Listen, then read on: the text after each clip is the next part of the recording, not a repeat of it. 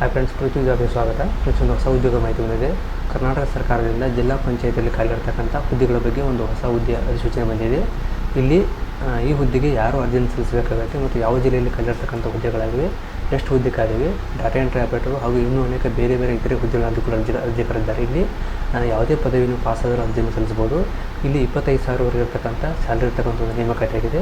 ಇದು ಯಾವ ಜಿಲ್ಲೆ ಇರತಕ್ಕಂಥ ನೇಮಕಾತಿ ಆಗಿದೆ, ಅರ್ಜಿಯನ್ನು ಹೇಗೆ ಸಲ್ಲಿಸಬೇಕು, ಯಾರು ಸಲ್ಲಿಸಬೇಕು, ಏನು ಮಾಹಿತಿ ಬಂದಿದೆ ಅಂತ ಈ ವಿಡಿಯೋದಲ್ಲಿ ಸಂಪೂರ್ಣ ನೋಡೋಣ. ವಿಡಿಯೋನ ಅದಕ್ಕೆ ಎಲ್ಲೂ ಸ್ಕಿಪ್ ಮಾಡಿದೆ ಕೊನೆ ತಗೊಂಡು ಹಾಗೆ ಮಾಹಿತಿ ಇಷ್ಟ ಆದರೆ ಲೈಕ್ ಮಾಡಿ ಮತ್ತು ಶೇರ್ ಮಾಡಿ ನಮ್ಮ ಚಾನಲ್ ಸಬ್ಸ್ಕ್ರೈಬ್ ಮಾಡ್ಕೊಳ್ಳಿ. ಹಾಗೆ ಪಕ್ಕದಲ್ಲಿರ್ತಕ್ಕಂಥ ಬೆಲ್ಲೈಕನ್ ಆನ್ ಮಾಡಿಕೊಂಡ್ರೆ ನಾವು ಹಾಕುವಂಥ ವಿಡಿಯೋ ತಮಗೆ ನೋಟಿಫಿಕೇಷನ್ ಆಗಿ ಬರ್ತವೆ. ಓಕೆ, ಇವು ನೇರವಾಗಿ ವಿಡಿಯೋಕ್ಕೆ ವಿಷಯಕ್ಕೆ ಹೋಗೋಣ. ನೇರವಾಗಿ ಅದರ ಬಗ್ಗೆ ಸಂಪೂರ್ಣ ಮಾಹಿತಿ ನೋಡೋಣ. ಇಲ್ಲಿ ಮಾಹಿತಿ ಪ್ರಕಟವಾಗಿದೆ. ಇದು ಮುಖ್ಯ ಕಾರ್ಯನಿರ್ವಾಹಕ ಅಧಿಕಾರಿಗಳು ಕೊಟ್ಟಿದ್ದಾರೆ. ಜಿಲ್ಲಾ ಪಂಚಾಯತ್ ವಿಜಯನಗರ ಜಿಲ್ಲಾಧಿಕಾರಿ ಕೊಟ್ಟಿದ್ದಾರೆ. ಇಲ್ಲಿ TB ಡ್ಯಾಮ್ ರಸ್ತೆ ಹಾಸ್ಪಿಟಲ್ ಕೊಟ್ಟಿದ್ದಾರೆ. ಇದು ಕರ್ನಾಟಕ ಸರ್ಕಾರದ ನೇಮಕಾತಿಯಾಗಿದೆ. ಇಲ್ಲಿ ದಿನಾಂಕ ಬಂದಿಟ್ಟು 1/2/2025 ಮಾಹಿತಿ ಪ್ರಕಟವಾಗಿದೆ. ಇಲ್ಲಿ ಪ್ರಕಟಣೆ ಕೊಟ್ಟಿದ್ದಾರೆ. ಸ್ವಚ್ಛ ಭಾರತ್ ಮಿಷನ್, ಜಲಜೀವನ ಮಿಷನ್ ವಿವಿಧ ಯೋಜನೆಗಳ ಫಲಿತಾಂಶ ಅಂತ ಕೊಟ್ಟಿದ್ದಾರೆ.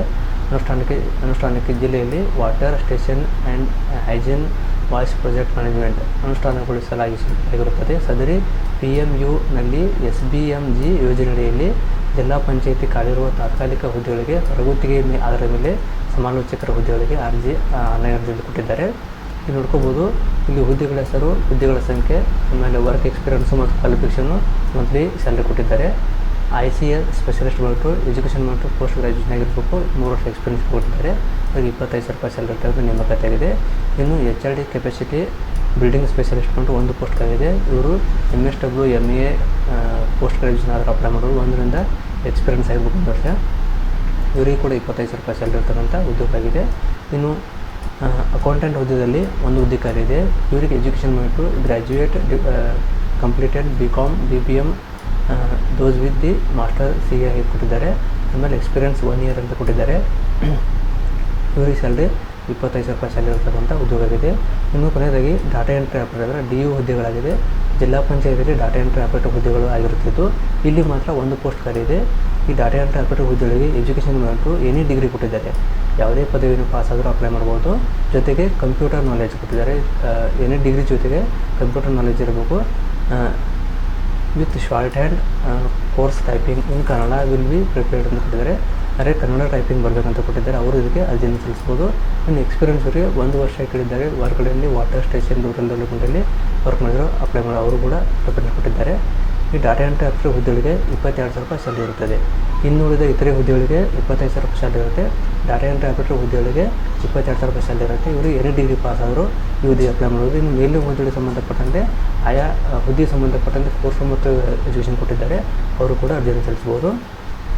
ಇಲ್ಲಿ ಅರ್ಜಿಯನ್ನು ವೆಬ್ಸೈಟ್ ಮೂಲಕ ಆನ್ಲೈನಲ್ಲಿ ದಿನಾಂಕ 4/2/2025 11/2/2025 ಮಾತ್ರ ಅಷ್ಟೊಳಗೆ ಅರ್ಜಿಯನ್ನು ಸಲ್ಲಿಸಬೇಕಂತ ಕೊಟ್ಟಿದ್ದಾರೆ. ಹೊರತಾಗಿ ಸಲ್ಲಿಸಿದ ಅರ್ಜಿಗಳನ್ನು ಪರಿಗಣಿಸಲಾಗುವುದಿಲ್ಲ ಅಂತ ಕೊಟ್ಟಿದ್ದಾರೆ. ಅಷ್ಟೊಳಗೆ ನಂತರ ಅರ್ಜಿ ಹಾಕಿದರೆ ಅದು ರಿಜೆಕ್ಟ್ ಆಗುವಂತ ಕೊಟ್ಟಿದ್ದಾರೆ. ಇನ್ನು ಈ ಹುದ್ದೆಯ ಗುತ್ತಿಗೆ ಅಥವಾ ಹೊರಗುತ್ತಿಗೆ ಮೇಲಿನ ಹುದ್ದೆ ಸಂಪೂರ್ಣ ತಾತ್ಕಾಲಿಕ ಆಗಿರುತ್ತದೆ.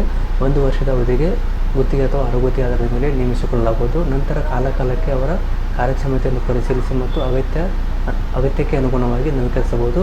ಒಂದೊಮ್ಮೆ ಅಭ್ಯರ್ಥಿಯು ಕಾರ್ಯಕ್ಷಮತೆ ನಿರೀಕ್ಷಿತ ಮಟ್ಟದಲ್ಲಿ ಇಲ್ಲದಿದ್ದರೆ ಅಂತಹ ಅಭ್ಯರ್ಥಿಗಳ ಕರಾರು ಒಪ್ಪಂದವನ್ನು 1 ತಿಂಗಳ ನೋಟಿಸ್ ನೀಡಿ ರದ್ದುಪಡಿಸಿದ ಕೊಟ್ಟಿದ್ದಾರೆ. ಅವರು ವರ್ಕ್ ಪರ್ಫಾರ್ಮೆನ್ಸ್ ನೋಡಿಕೊಂಡು ಕಂಟಿನ್ಯೂ ಮಾಡ್ತಂತ ಕೊಟ್ಟಿದ್ದಾರೆ. ಅದು ಪರ್ಮನೆಂಟ್ ಜಾಬ್ ಅಂತ ಕೊಟ್ಟಿದ್ದಾರೆ. ಇದು ಗುತ್ತಿಗೆ ಆಗಿರ್ತಕ್ಕಂಥ ನೇಮಕಾತಿ 1 ವರ್ಷ ನೋಡ್ತಾರೆ. ಆಮೇಲೆ ತಮ್ಮ ವರ್ಕ್ ಪರ್ಫಾರ್ಮೆನ್ಸ್ ಚೆನ್ನಾಗಿದ್ದರೆ ಕಂಟಿನ್ಯೂ ಮಾಡ್ತಂತ ಕೊಟ್ಟಿದ್ದಾರೆ. ಇನ್ನು ಈ ಹುದ್ದೆಗೆ ವಯೋಮಿತಿ ಬಂದು 45 ವರ್ಷ ಮೀರಬಾರದು ಅಂತ ಕೊಟ್ಟಿದ್ದಾರೆ. ಇನ್ನು ಸ್ನಾತಕೋತ್ತರ ಪದವಿ ದೂರ ಶಿಕ್ಷಣ ಮುಖಾಂತರ ಪಡೆದಿದ್ದರೆ ಅರ್ಜಿ ಸಲ್ಲಿಸಲು ಅವಕಾಶ ಇರುವುದಿಲ್ಲ. ಅಂಥ ಅರ್ಜಿಗಳನ್ನು ತಿರಸ್ಕರಿಸಲಾಗಿದೆ ಕೊಟ್ಟಿದ್ದಾರೆ.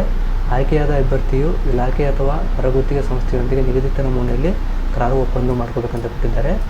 ಇನ್ನು ಕರಾರು ಒಪ್ಪಂದ ಮಾಡಿಕೊಂಡ ಅಭ್ಯರ್ಥಿಗೆ ಇಲಾಖೆಯಲ್ಲಿ ಯಾವುದೇ ಹುದ್ದೆಗಳ ವಿಲೀನಗೊಳ್ಳಲು ಮುಂದುವರಿಸಲು ಹಕ್ಕು ಇರುವುದಿಲ್ಲ ಕೊಟ್ಟಿದ್ದಾರೆ.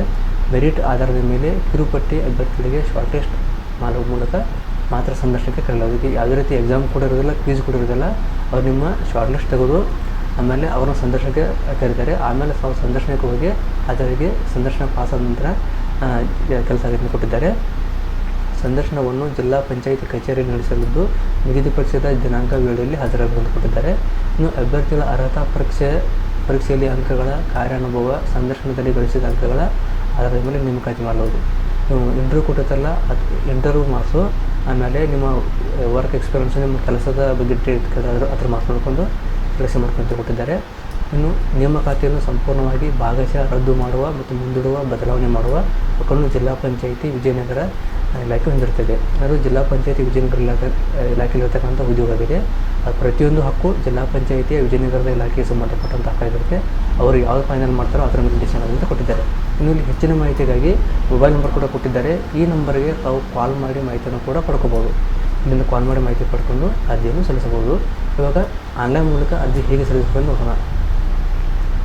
ಇಲ್ಲಿ ಲಿಂಕ್ ಇರೋದು ಆಮೇಲೆ ತೋರಿಸೋ ಲಿಂಕ್ ಎಲ್ಲಿದೆ ಅಂತಂದರೆ ನೋಡಿ, application for the various post in outstanding basis ಜಿಲ್ಲಾ ಪಂಚಾಯಿತಿ ಕರ್ನಾಟಕ ಅಂತ ಕೊಟ್ಟಿದ್ದಾರೆ.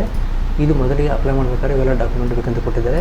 ಯಾವೆಂದರೆ ಮೊದಲನೇದಾಗಿ self attested passport size photo ಒಂದು JPG ಫಾರ್ಮೆಟಲ್ಲಿ, SSLC ಮಾರ್ಕ್ಸ್ ಕಾರ್ಡು PDF-ನಲ್ಲಿ, ಆಮೇಲೆ ಇತರೆ ನಿಮ್ಮ ಡಿಗ್ರಿ ಮಾರ್ಕ್ಸ್ ಕಾರ್ಡು ಅವು PDF-ನಲ್ಲಿ ಇರಬೇಕು, ವರ್ಕ್ ಎಕ್ಸ್ಪೀರಿಯನ್ಸ್ PDF-ನಲ್ಲಿ ಇರಬೇಕು, ಕಂಪ್ಯೂಟರ್ ಸರ್ಟಿಫಿಕೇಟು PDF-ನಲ್ಲಿ ಇರಬೇಕು. ಇವೆಲ್ಲ ಡಾಕ್ಯುಮೆಂಟು ಫಸ್ಟ್ ತಾವು ರೆಡಿ ಮಾಡಿ ಇಟ್ಕೋಬೇಕಾಗುತ್ತೆ.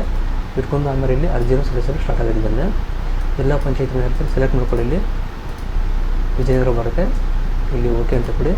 ಆಮೇಲೆ ಪೋಸ್ಟ್ ಬಂತು, ಇಲ್ಲಿ ಯಾವ ಪೋಸ್ಟ್ಗೆ ಅಪ್ಲೈ ಮಾಡ್ತೀರಾ ಪೋಸ್ಟು ಸಿಗೋಗುತ್ತೆ. Accountant, data entry operator, HRD,